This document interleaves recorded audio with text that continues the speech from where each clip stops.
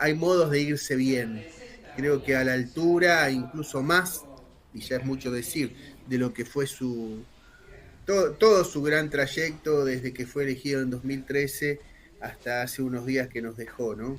Eh, yo creo que hay toda una ola, yo lo veo así, Francisco está ausente, nos dejó, pero también está muy presente y hubo una gran ola, yo diría desde el momento en que salió, bueno, cuando fue internado, pero también desde el momento que salió de la internación hasta el último día de la bendición y que sigue hasta hoy, donde mucha gente creo que pudo ver, bueno, son esos efectos a veces de la muerte a todo nivel, tanto de medio las papanateadas que se dicen siempre cuando alguien muere, media de forma, como lo que nos pasa a cualquiera cuando se nos muere o bien un ser querido, o bien un líder importante o un referente importante de las cosas, una presencia intensificada, ¿no?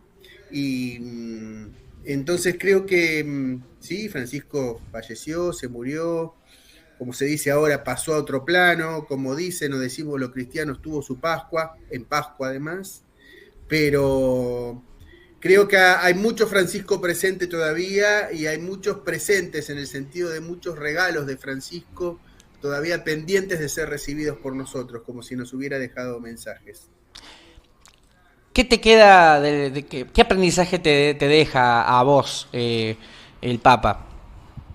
Mira, en muchos sentidos yo soy uno más, digamos, más allá de que yo por mi trabajo, por mi trayecto de acción, de compromiso, quizás siempre estuve vinculado a cosas cercanas al mundo cristiano, al mundo de las comunidades cristianas, de la teología de la liberación y también de manera a veces más peleaguda con el mundo de los papas, del Vaticano y de la jerarquía.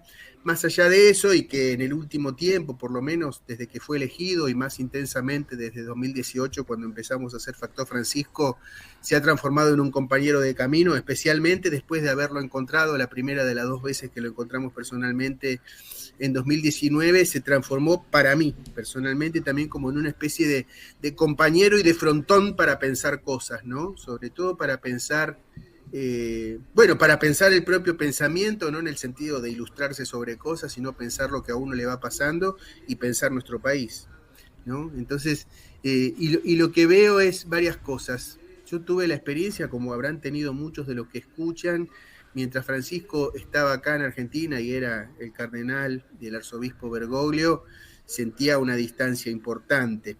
Y fui viendo y veo que es un signo también de madurez poder ver uno que las personas no son una cosa a la otra, sino que van siendo y poder reconocer y encontrarse con algo que se transforma, me atrevo a decirlo así, en una amistad. Por supuesto, no soy ni fui amigo personal, pero vieron que uno es amigo de cierta gente en el sentido que te acompaña y se te acerca.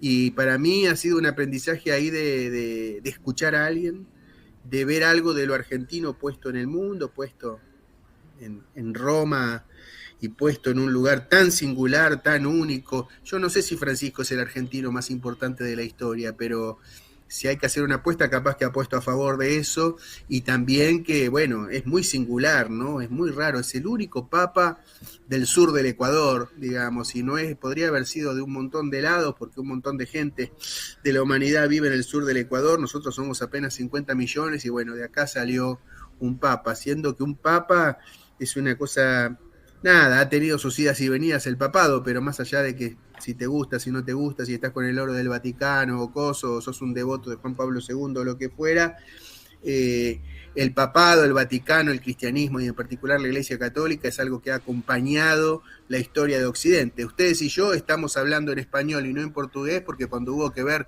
si Portugal y España se repartían de una manera u otra el continente que habían descubierto, hablaron con el Papa Alejandro, trazó la línea de Tordesillas, entonces de un lado para el otro hablaban portugués y nosotros estamos hablando acá en español. Se los digo así con una cosa media rara, pero así influye, ¿no? En cómo se reparte el mundo, bueno, y nada, es algo muy importante realmente y como todos hemos visto, y creo que todos hemos sentido, nos hemos conectado con el Papa no solo con el tema de lo que ha dicho, sus llamados a la paz, a la justicia social, todo lo que sea, sino también por su sensibilidad, que es así, es 100% argentina, ¿no?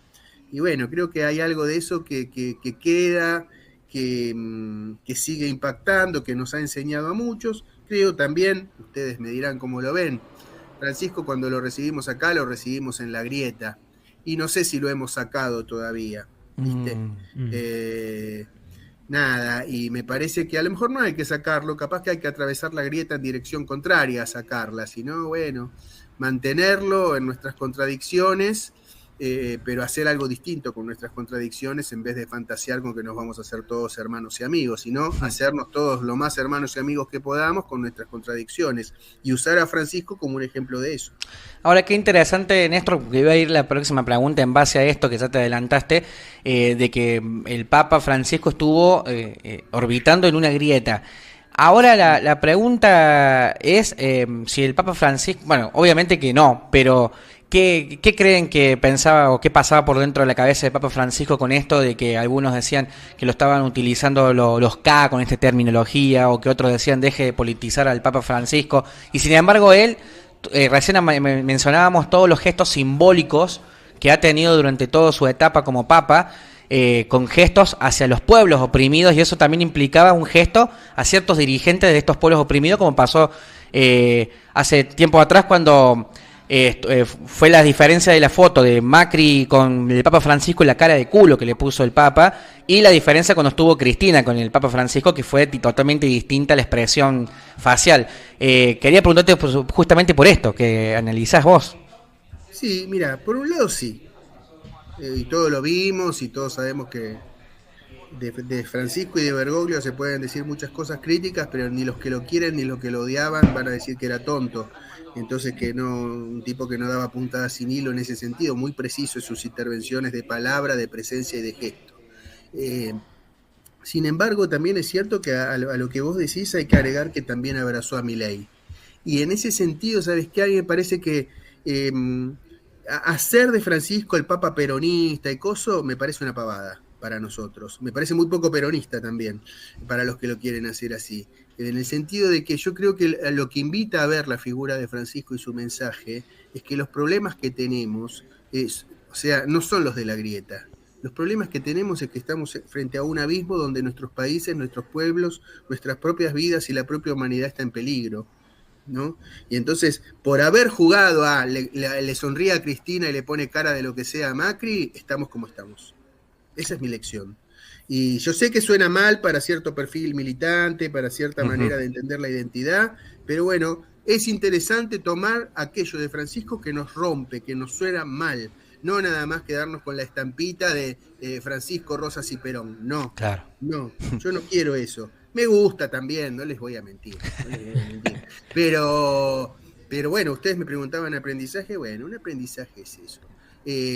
Cuando lo fuimos a ver en el 2019, en un momento le preguntamos por Argentina, nada, y nos dijo con mucha confianza, bueno, hay mucha gente ahí que no me quiere, hablaba de los políticos, no de la gente en general. Claro.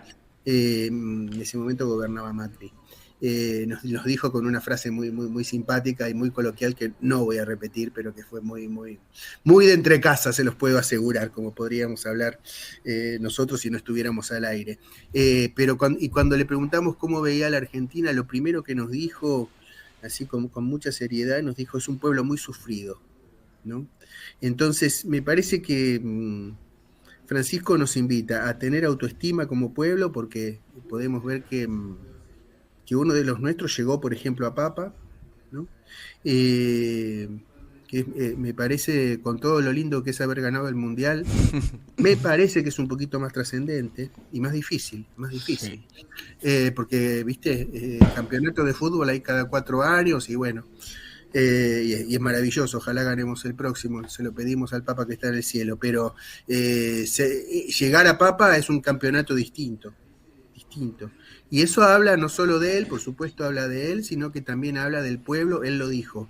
No sé si vieron un reel que circula, nosotros lo levantamos en Factor Francisco, donde él dice con mucha claridad, con mucha seriedad, a mí me formó el pueblo argentino.